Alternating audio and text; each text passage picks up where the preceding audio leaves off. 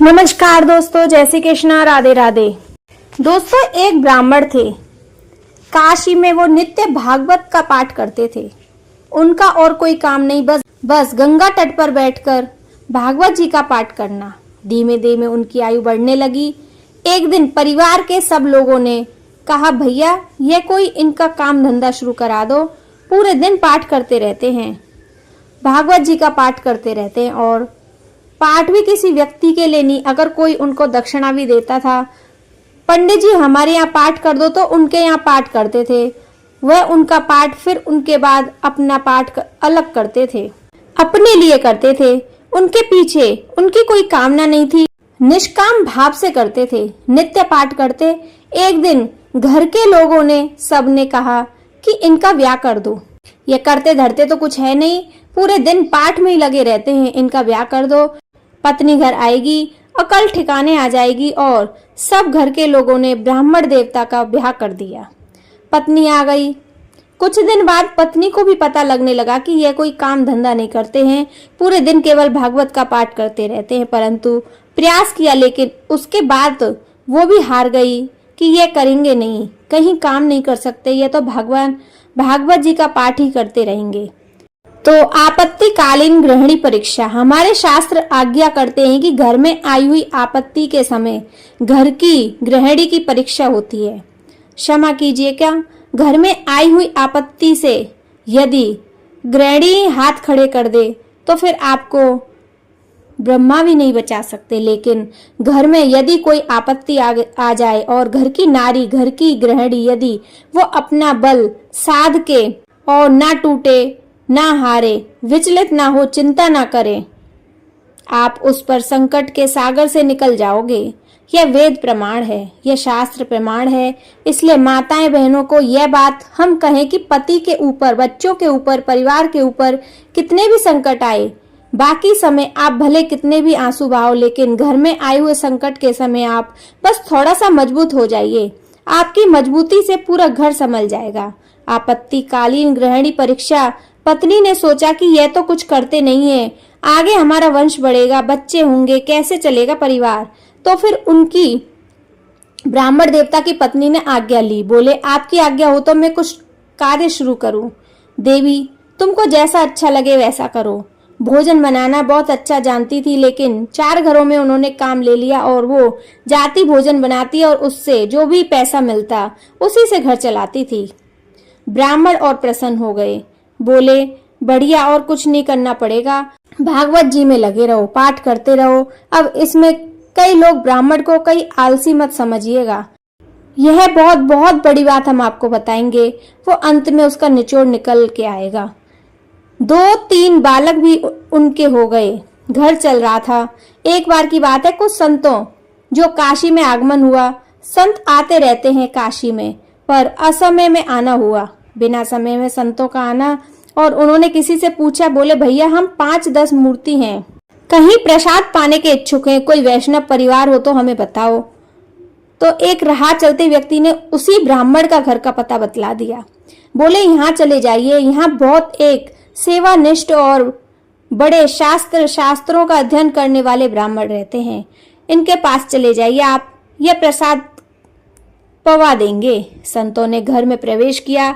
ब्राह्मण देवता तो अपने पाठ में लगे थे, भागवत जी का पाठ करते रहे। उनकी पत्नी बच्चों को, पति को स्वयं प्रसाद आदि पाने के सारे बर्तन मांजकर उसने रखे ही थे। उसी समय संतों का आना हुआ और संतों ने आकर कहा कि बिटिया, हम 10 लोग हैं, हम लोग अयोध्या से प्रयागराज जा रहे हैं, काशी बीच में पड़ा। किसी ने बताया आपका घर वैष्णव का है, बड़ी जोर की भूख लगी है, ठाकुर जी को प्रसाद पाओ और प्रसाद पवा के हम लोगों को प्रसाद बांट दो।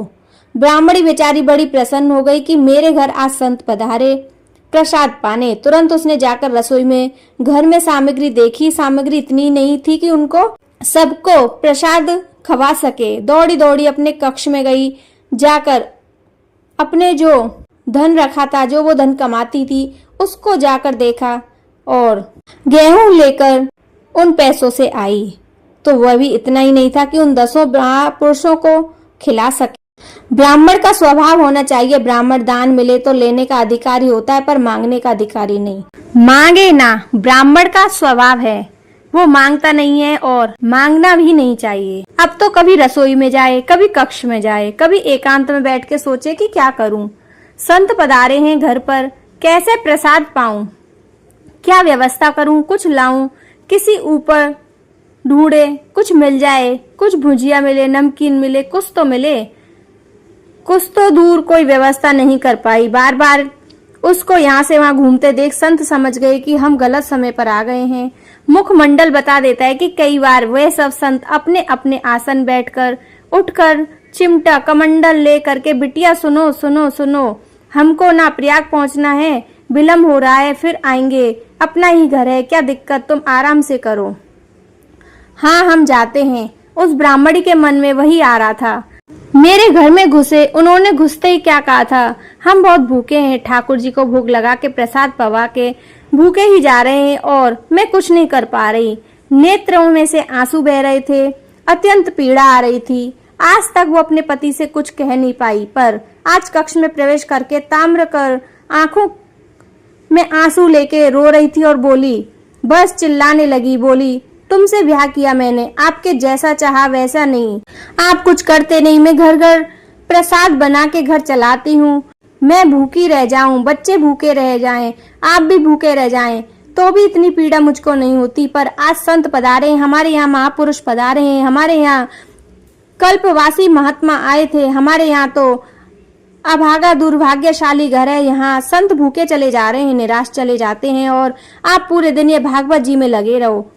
अगर ये भागवत श्री कृष्ण है, अगर ये भागवत नारायण है, अगर ये भागवत साक्षात भगवान है, तो भगवान जी कम से कम इतनी उम्मीद तो हम उनसे रख सकते हैं कि हमारे यहाँ संत भूखे ना जाएं। क्या दिया भागवत जी ने आपको?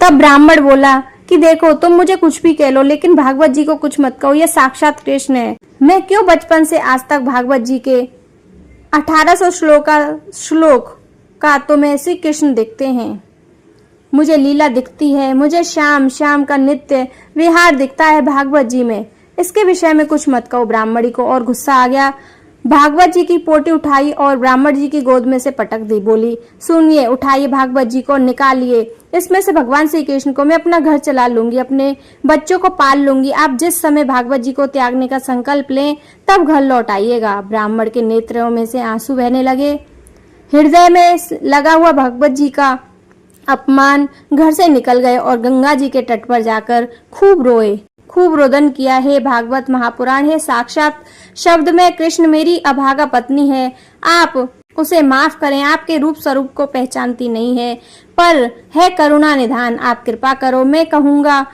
भी तो अध्ययन नहीं करेगी, मैं कहूँगा तब भी मुझसे कथा नहीं सुनेगी, पर आप कृपा कीजिए और मेरी पत्नी को अपने रूप का दर्शन करा दीजिए। प्रबल प्रेम से पाल पड़कर हरि को नियम बदलते देखा, अपना मान टले टल जाए पर भक्त का मान न टलने देखा। हमारे ब्रज के श्री बिंदु जी महाराज, उनका यह भाव है कि प्रबल प्रेम के पाले पढ़कर हरि को नियम बदलते देखा, अपना मान टले टल जाए, भक्त का मान न टलते देखा। इतने में ही नन्हे से कृष्ण ऊंची धोती पहनी, घुटने घुटने तक नीचे के पव ठाकुर जी के दिखाई दे रहे थे। उसमें सुंदर सुंदर करुणा थी, कड़ूला में भी छोटे छोटे घुंघरू लगे थे, कमर में बंधनी पहनी थी, कमर बंधनी थी, छोटी छोटी घंटी लगी थी, गले में सुंदर दो दो हार पहने थे, हाथों में बाजू बंद ऐसे हाथों में कड़ूला और सिर पर एक साफा बांध के सावरे सलोने कमल नेत्र ठाकुर जी प्रकट हो गए और काशी में, लेकिन ब्राह्मण को नहीं दिखे। प्रकट होकर एक डलिया उठा के सिर पर रखी और महाराज जैसे कोई बालक कुछ बेचने के लिए जा रहा हो, ऐसे ठाकुर जी उस डलिया को लेकर ब्राह्मण के घर के पास जा पहुंचे और ब्राह्मण के घर का दरवाजा खटखटाया। ब्राह्मणी निकल के बाहर आई, जैसे ही दरवाजा खोला, सावरे सलोनी नंदलाल। अब वो क्या जाने कि वो कौन था। तब ब्राह्मणी ने पूछा, अरे बालक तुम कौन हो, कहाँ से आए हो, तुम्हारे माताजी कहाँ हैं, तुम्हारे पिताजी कहाँ हैं, अकेले कहाँ घूम रहे हो और ये इतनी भारी डलिया लेकर कहाँ जा रहे हो। डलिया के ऊपर वस्त्र पड़ा था तो ठाकुर जी एक हाथ से डलिया पकड़े, दूसरे हाथ से इशारा करके बोले, मानो इशारा कर रहे हैं कि हम गूंगे हैं। अच्छा गूंगे हो, इशारा कर रहा भगवान जी ने।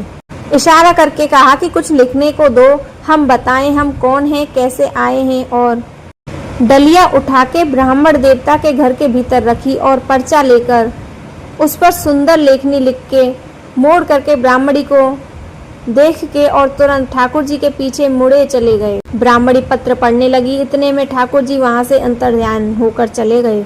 अब ब्राह्मणी देखती रही, दूर दूर तक ठाकुर जी दिखे नहीं। क्या लिखा था उस पत्र में? ठाकुर जी बोले, हमें छोटा बालक मत समझो, हमारी कद को देखकर बस ये जान लो कि हम बौने हैं। हमारी कद तो है पर इतनी बड़ी नहीं, उम्र है हमारी उम्र बहुत छोटी है। हम बहुत धनवान परिवार से हैं। बहुत वर्षों से तुम्हारे पतिदेव हमारे कुल के लिए पाठ कर रहे हैं भागवत जी का, पर आज तक उन्होंने वेतन नहीं मांगा, आज तक 1 रुपया भी नहीं मांगा। पर मुझे आज पता चला कि उसके परिवार को बहुत आवश्यकता है, इसलिए संपूर्ण जीवन काल में उसका जितना भी वेतन होता है हम देने के लिए आए हैं। वो जैसे ही घर आए उनको दे दीजिएगा। ऐसा कहकर ठाकुर जी चले गए। बस जैसे ही वह डलिया के ऊपर वस्त्र हटा के देखा,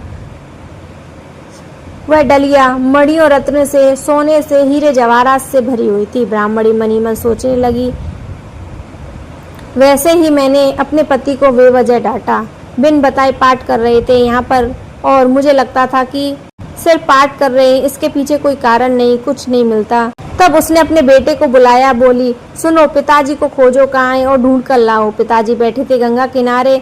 बच्चे जाकर पिताजी से बोले, जल्दी चलो जल्दी चलो, शाम हो गई है। ब्राह्मण घर लौटकर वापस आए, बड़े उदास हृदय से घर में घुसे। आज घर का स्वरूप ही बदल रहा था। बढ़िया सुंदर दिए जल रहे थे। बाहर द्वार खोलकर देखा तो पत्नी का भी स्वरूप बदल रहा था। बालक भी बिल्कुल नए नवीन कपड़े पहने हुए थे।